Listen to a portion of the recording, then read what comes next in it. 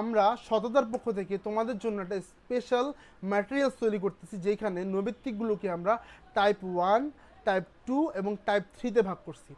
Type 1, type 2 এবং type 3-তে ভাগ করার আমার সিগনিফিকেন্স কী? দেখো, পরীক্ষার হলে তোমরা যদি প্রশ্ন কমন না পাও, তাহলে অনেক সময় ঘাবড়ে যাও যে এই প্রশ্ন, এই নৈবেত্তিকটা তো আমি কখনো সলভ করি নাই। কিন্তু আমি তোমাদেরকে টাইপ 1, টাইপ 2, টাইপ 3 চেনানোর মাধ্যমে এমনভাবে প্রস্তুত করব যাতে তোমরা প্রশ্নের ধরন সম্পর্কে আইডিয়া পেয়ে যাও। তাইলে প্রশ্ন যদি কমন নাও পাও, প্রশ্নের ধরনটা তোমরা অবশ্যই অবশ্যই কমন পাবা। আর প্রশ্নের ধরন যদি তোমরা ধরে ফেলতে পারো, তাহলে প্রশ্নটা কমন না আসলেও তোমরা প্রশ্নটা ইজিলি অ্যান্সার করতে পারবা। তো প্রথমে আছে টাইপ 1। টাইপ 1-এ আমরা কোন ধরনের নৈবেত্তিকগুলো রাখছি?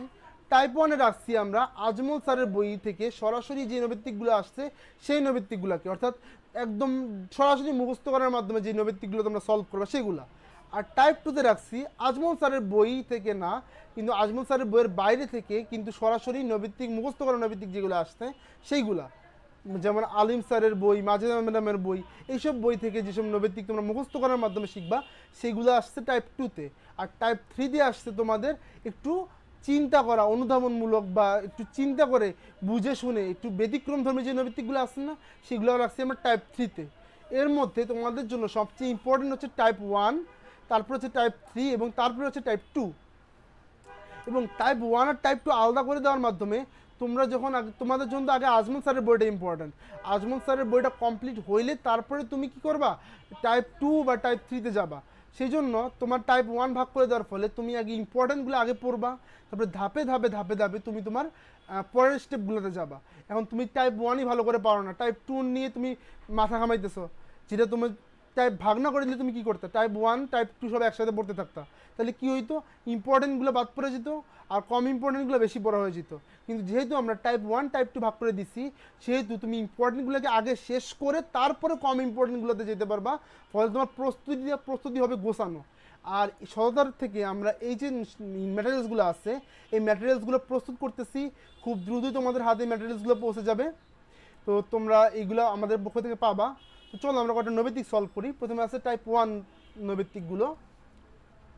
দেখো, মানুষের হৃৎপিণ্ডের কোন প্রকোষ্ঠের প্রাচীর সবচেয়ে পুরু? তাহলে তোমরাই বলো, আমি একটু আগে বলে আসছি যে বাম ভেন্ট্রিকল কাজ করে বেশি, তাহলে এটা কী হবে, বাম নিলয় হবে। একটু আগে বলেই আসছি। আর দেখো, আমি যেগুলো বলছি সেগুলো বাইরে থেকে আসবে না। যেমন এখন আমি কোন টপিকটা নিছি, টপিক আমি মানুষের হৃৎপিণ্ড নিছি, যেটা আমি মাত্র পরে আসলাম। দেখো, আমি যেগুলো বলছি সেগুলো বাইরে থেকে কিছু আসতেছে না। হৃৎপিণ্ডের ডান রোলিন্দ ডান নিলয় সংযুক্ত কবাডিকার নাম কি? ট্রাইকাসপিড কবাডিকা, এইমাত্র পরে আসছি। তারপরে দেখো, হৃৎপিণ্ড কোনটি হৃৎপিণ্ডকে বিভিন্ন প্রকোষ্ঠে ভাগ করে? তাহলে হৃৎপিণ্ডের ভিতরের লেয়ার কোনটা? ভিতরের লেয়ার হচ্ছে অ্যান্ডোকার্ডিয়াম। তাহলে অ্যান্ডোকার্ডিয়াম হৃৎপিণ্ডকে বিভিন্ন প্রকোষ্ঠে ভাগ করে। শেষ। দেখো, হৃৎপিণ্ডে মাইট্রাল কবাডিকা কোথায় অবস্থিত? তখন বলছিলাম কি যে ওই যে ট্রাইকাসপিড কবাডিকা, বাইকাসপিড কবাডিকা 5 স্টার কোশ্চেন। দেখো, বারবার আসতেছে না? মাইট্রাল কবাডিকা নিম্ন উল্লেখিত কোথায় অবস্থিত? বাম অলিন্দ, বাম ছিদ্র, নীল ছিদ্র মুখে। শেষ।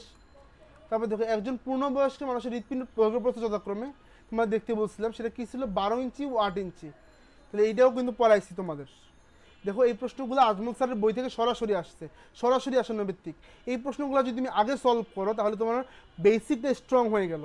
তারপরে যদি তুমি আস্তে আস্তে ধাপে ধাপে টাইপ 2, টাইপ 3-তে যাও, তাহলে তোমাদের একটা গোছানো প্রস্তুতি হবে।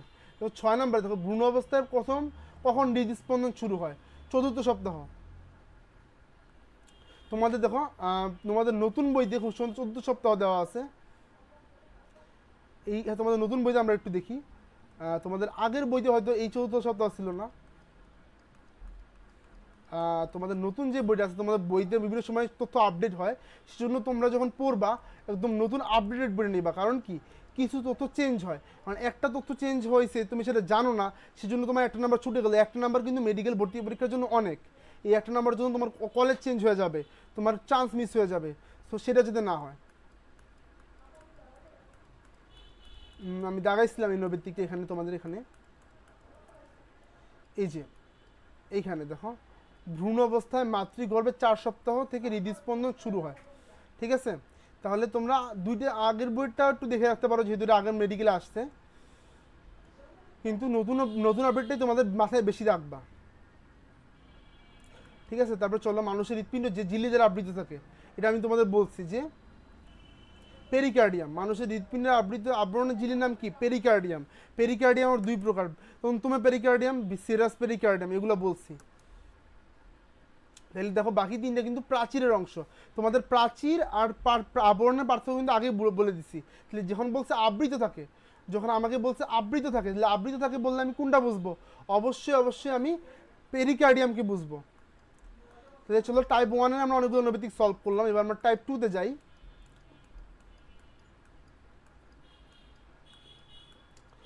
দেখো যে দুটো শিরা গঠন মিলিত হয়ে ইন্ডোমিনেট শিরা গঠিত হয়, তাহলে দেখো এই যে নৈবেদিকগুলো, এই নৈবেদিকগুলো কিন্তু আসার সম্ভাবনা কম।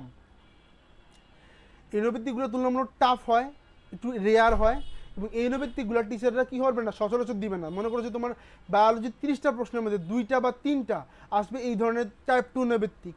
তাহলে টাইপ 2 নৈবেদিকগুলো তুমি কী করবা, তোমার আগে ওই 27টাকে টার্গেট করতে হবে যে টাইপ 2 নৈবেদিক আসবে আমার 3টা, আর টাইপ 1 আর 3 থেকে আসবে 27টা। তাহলে তুমি কী করবা, আগে ওই 27টাকে টার্গেট করবা। ওই 27টা কমপ্লিট হলে দেন তুমি টাইপ 2-তে আসবা, যখন তোমার প্রস্তুতি আরও ভালো করা প্রয়োজন। এভাবে কী করবা, তুমি গোছানো প্রস্তুতি করবা। কারণ কি, কাটমার্কটা তোমার জন্য বেশি ইম্পর্ট্যান্ট, এবং সততার পক্ষ থেকে আমরা সবসময় বলে আসছি যে কাটমার্ক তুলতে আমরাই সেরা। অন্যান্য অনেক জায়গায় তোমাদের কী করানো হবে, 2-3টা বই আগে হাতে ধরে দিয়ে বলা হবে যে 2-3টা বই পড়ো, কিন্তু তুমি যে এই 2-3টা বই পড়তে গিয়ে নিজের কাটমার্কটা হারাইতেছো, ঢাকা মেডিকেল করতে গিয়ে নিজের কাটমার্কটাই হারিয়ে ফেলতেছো, সেটা করা যাবে না। আমাকে আগে কাটমার্ক ইনশিওর করতে হবে, দেন ঢাকা মেডিকেল সলিমুল্লাহ আমি টার্গেট করবো। ঠিক আছে, তাহলে দুইটা শিরা যে মিলিত হয়ে ইন্ডোমিনেট শিরা গঠিত হয়, তার মধ্যে একটি হলো এক্সিলারি শিরা, দুঃখিত সাবক্লেভিয়ান শিরা। তারপরে আসো, একজন পূর্ণবয়স্ক মানুষের হৃৎপিণ্ডে আবেগ সাধারণত কোন পাঁচজনের ভাগে অবস্থান করে? এটা আজমল স্যারের বইতেও আছে, তবে এটা বাম পঞ্চম হবে।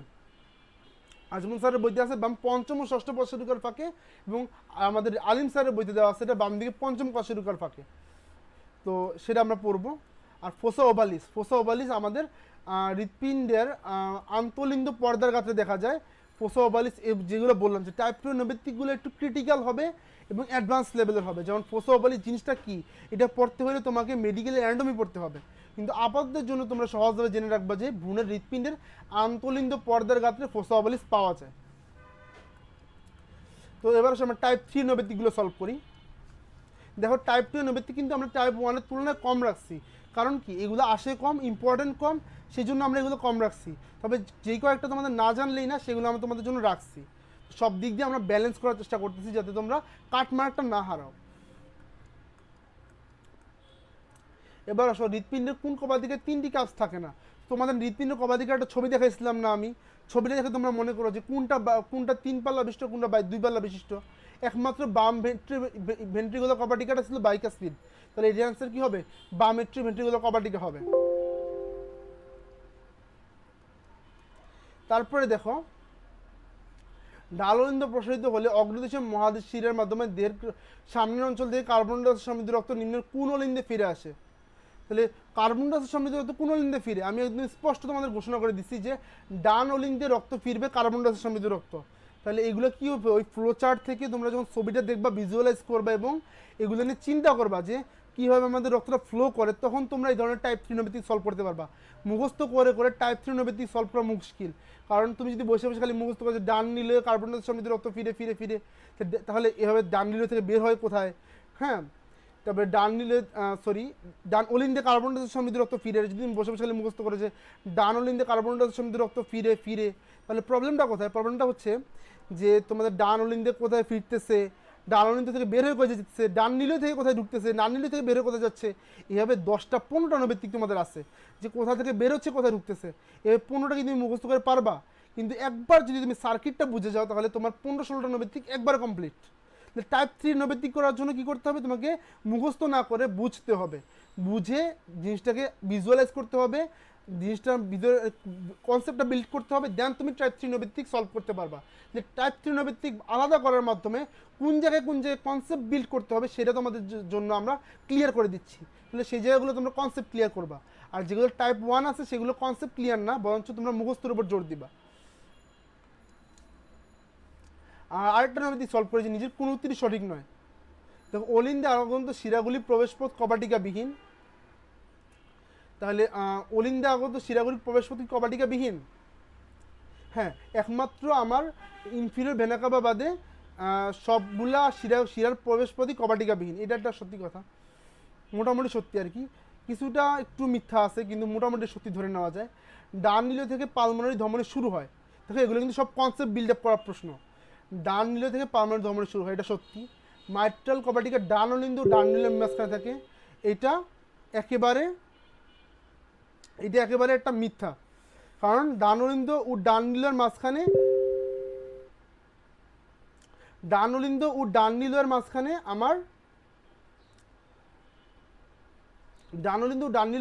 আমার ট্রাইকাসপিড কবাটিকা থাকে, ডানলিন্দ ও ডান নীলের মাঝখানে ট্রাইকাসপিড কবাটিকা থাকে, ঠিক আছে। আর সেই জন্য এটা হবে আমার সি নাম্বারটা। তারপরে চতুর্থ অপশনটা তোমরা পড়ে দেখবা, কারণ এই ধরনের কনসেপ্ট বিল্ড আপ বা ক্রিটিক্যাল নৈবিত্তিকগুলো বৈশিষ্ট্য হচ্ছে যে এইগুলো তোমার কনফিউজ করে দিবে। সেই জন্য কনফিউজ যাতে না হও, যাতে তুমি পারানৈবিত্তিকটা ভুল না করো, সেই জন্য তুমি চারটা অপশনই পড়বা, চারটা অপশনে পড়বা, যাতে তোমাদের এই ধরনের নৈবিত্তিক ভুল না হয়। তো আজকে আমরা এই পর্যন্তই ক্লাসটা নিব। তো সহজতার সাথে তোমরা থাইকো, তোমরা এই ধরনের ক্লাস আরও বেশি পাবা, ফ্রি ক্লাস পাবা, সাথে এই ধরনের ম্যাটেরিয়ালসগুলো পাবা। তো সহজতার সামনে যে ফ্রি ক্লাসগুলো আসছে সেগুলো তোমরা দেখো। তো আজকে আমরা এই পর্যন্ত রাখবো। সবাইকে ধন্যবাদ। আসসালামু আলাইকুম।